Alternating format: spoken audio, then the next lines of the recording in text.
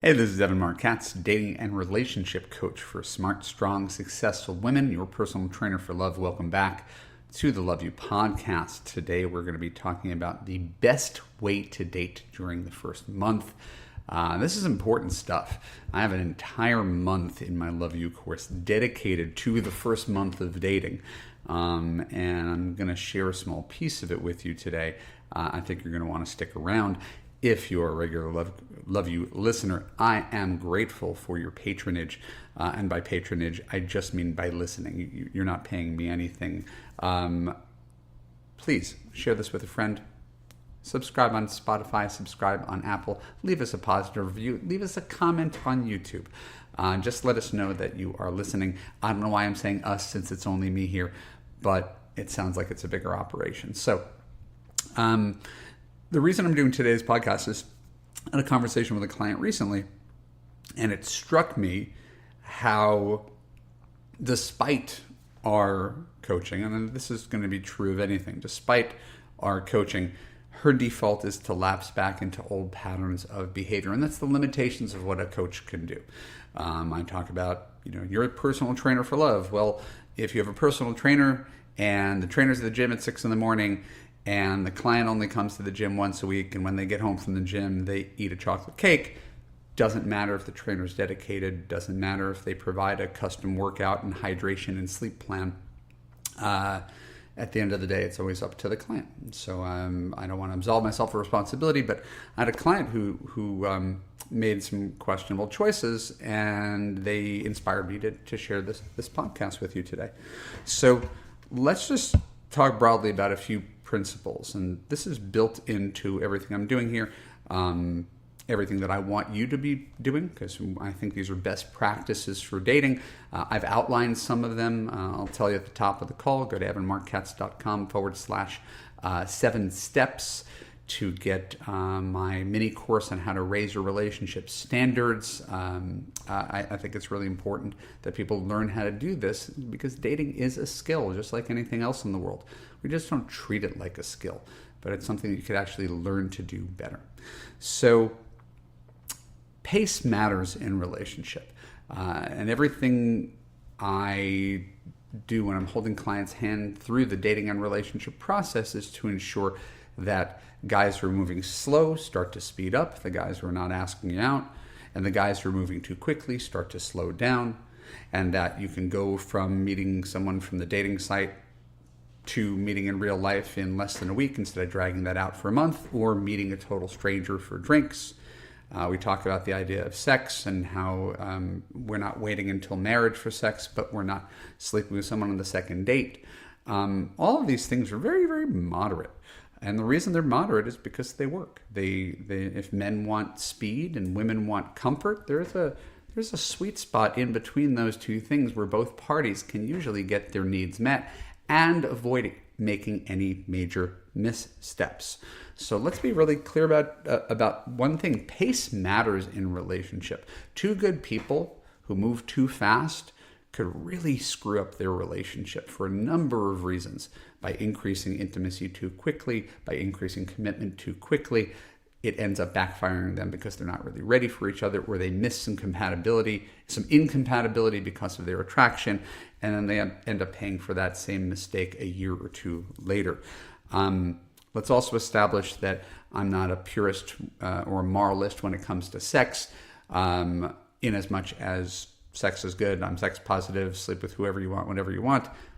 Yet, if you sleep with a guy who's not your boyfriend, there's a 50-50 coin flip chance that you're never going to hear from the guy again. And if you don't like that feeling, I generally recommend not sleeping with men who aren't your boyfriend. So that's baked into what I'm about to share with you today. So here's the story. Men are going to commit to you at a couple of different paces. And you've seen this throughout your life, and I'm just labeling something you've seen. I didn't create this. There's the guy who's going to want to commit to you in 2 or 3 dates because he's really excited about you. I've been that guy, right? Oh, I've been dating a whole bunch of people. I have a different feeling with you. I don't want to see anybody else. Let's focus on us. It's well-intentioned. It's normal for people to want to do that. And it's also normal for women to Say, gosh, I'm so tired of online dating. I finally meet a guy I like. I dive right into a relationship with a guy I've only gone out with 2 or 3 times. We take down our profiles. We immediately start sleeping together. And we're off to the races. This usually proves to be a mistake, right? Because of the aforementioned reasons. When you're going that fast, you're likely to miss something, right? It's all new. It's all exciting. And people do this all the time. This marks this 2 or 3 dates to sex/partnership marks my entire 20s, right? Even part of my early 30s. I think a better way to go about dating in relationships is to evaluate someone over 4 to 6 weeks. Right? Call it a month, right? Because take that same person over a month. What are you going to see? Well, you're going to see how he follows up after a date. You're going to see how you feel with him. You're going to have more experiences with him, both platonic and physical, right? Where you could pace this whole thing out. And over the course of 4 to 6 weeks, maybe go on 8 to 10 dates where you're meeting his friends, where you're spending the night, where he's got nothing planned for Sunday, and you see what it's like to wake up next to him, to see how he communicates with you in between dates, which is just as important as how you feel with him on the date, the kind of effort and feeling you have in between the dates, to see how he talks about a future, to allow him to reveal himself. Right?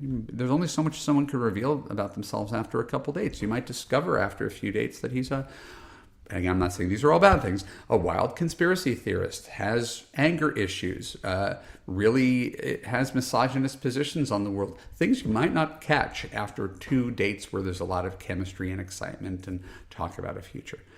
So the point of slowing down is for a man to reveal himself over time such that you're making a clear-eyed decision about whether you want to be in a relationship with him and whether he has boyfriend potential and husband potential, right? That is generally not something you can determine in 2 or 3 dates. That's something that if you get that right, it's luck. It's not a strategy, it's luck.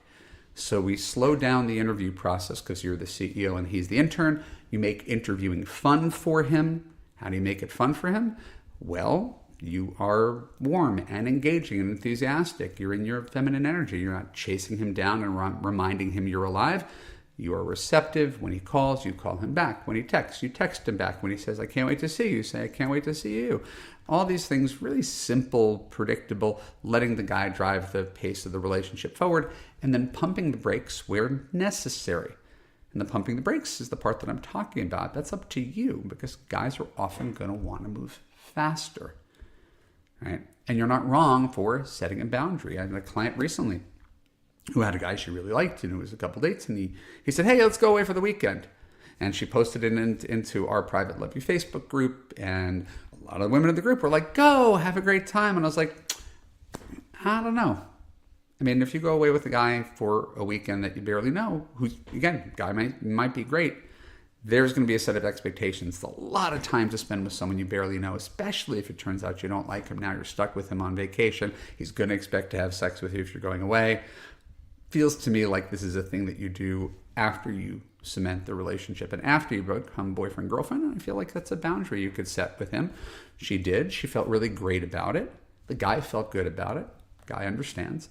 Right? This is what I mean by pacing. The best way to date in the first month is to go slow and stagger physical. Right? If you went too far with the guy one night, maybe the next time you go on a date, you're going to the farmer's market on Sunday on Saturday at 11 a.m.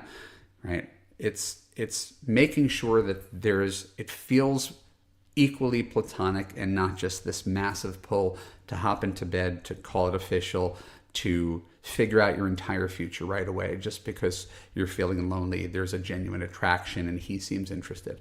Because that's how a lot of women end up in relationships where they have no idea how they got there. They're chosen by men. They didn't choose the man. It was like the first cute, interested guy came along, 2 dates in, she hops on the train, has no idea where the train is going, and then ends up in a relationship that's not actually serving her, but after they've had sex and after they've committed to each other and after they've declared their love, it's a lot harder to get out. So our love you vetting process is just a little bit slower, right? And in general, you're going to want a guy who respects that process. You're going to want a guy who's got enough life experience to know that there's value in moving slow, not glacially slow, but not as fast as people often want to move, which is, again, 1, 2, 3 dates and becoming a couple. One of the things I want to mention on this podcast, which is really actually the primary mover behind why I'm doing this episode. Beware of the guy who wants to commit to you and then insists that you commit to him, even when you're not feeling ready. Because the thing that I'm talking about, there's value to this, right? Like this isn't like some controlling, fearful woman game playing bullshit, this thing I'm laying out. This is your best practices for dating. But I had a client recently who was with a guy, and he was just insisting that she take down her profile right away, that he's a one-woman kind of guy. He's not here to date a lot of people. Maybe you're here to date a lot of people, but I'm not here to date a lot of people, and I'm taking my profile down, and you need to take your profile down. It's like this guy was trying to bully her into a committed romantic relationship. And even though she liked him, she was upset by it, but she was also willing to do it because she didn't have the self-esteem. She didn't have the boundary. She didn't have the skill set, or maybe the people behind her to say, no, that's not healthy. This isn't a guy who likes you. This is a guy who's controlling because he's not really listening to your feelings, and you're not setting your boundaries in such a way that he's listening. So he's trying to bulldoze you. And sure enough, he bulldozed her and they became a couple. And then 3-4 months into the relationship, he was talking about moving in together. And she was on a coaching call, and I was like, no, definitely don't do that. You don't want to move in with a guy for like a 1.5-ish at least. Right, for the obvious reasons. And he's like, well, yeah, but, he was really upset because I told him that it was, I wanted to move slower, and I'm already spending, so much time at his place, and it makes practical sense, and I already keep my stuff there, and we already talked about it, and, right? The problem isn't that some relationships can't survive moving fast. For anybody who's listening, they can. There are people who sleep together on the first date, declare their love in 2 weeks, and move in after 3 months and are together 30 years later. There's absolutely examples, but they're more broken clock is right twice a day. More often than not, these people are making a mistake and they can't see it until it's too late. So yes, a guy who's enthusiastic is good, but a guy who's not taking your needs into consideration, who can't see the value in the fact that you have an opinion about this, that it's a dual decision, whether you take down your profile, sleep with him, move in with him, call him your boyfriend. A guy who tries to bully you into that is a guy you run from. That is not excitement. That is not limerence. That is not passion. That is indicative of controlling behavior.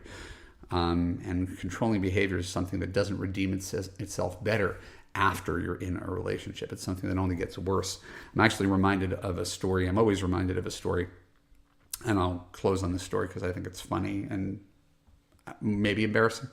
When I was in my late 20s, I went out with a woman online. She was from Match.com. She was attractive, far more attractive than I was, which is why it's not that self-aggrandizing.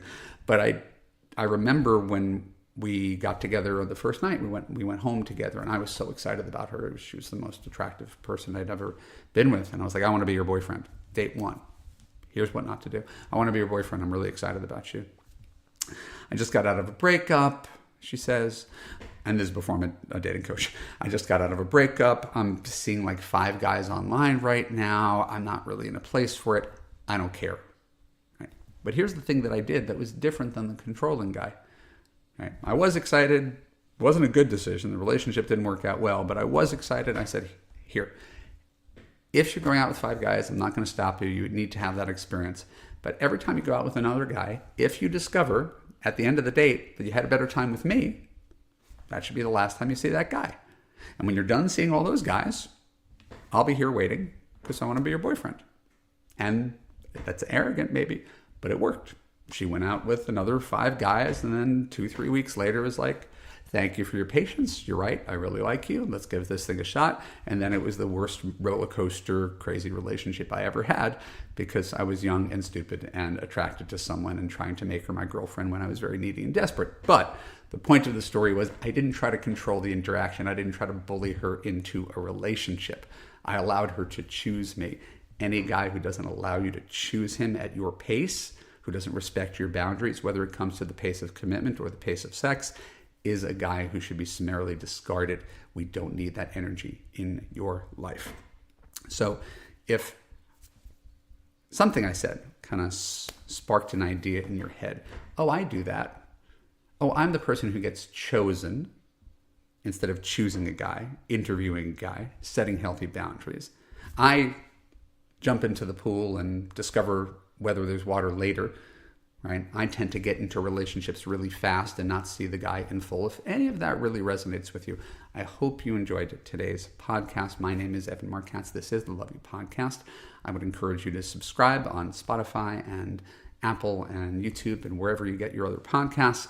And finally, if you're not on my mailing list right now, the reason to get on my mailing list is not because you're on my mailing list, it's because I'm going to give you a free special gift that incorporates these principles. It is called Raise Your Relationship Standards, 7 Simple Steps to Finding a Quality, Commitment-Oriented Man. Go to evanmarkatz.com/7 steps. Put in your name and email address to access this free mini course, 7 6-minute videos that are going to teach you the very basic philosophy of how to raise your standards for men. I hope you enjoy it, and I thank you again for tuning into this podcast. I'll talk to you soon. Bye-bye.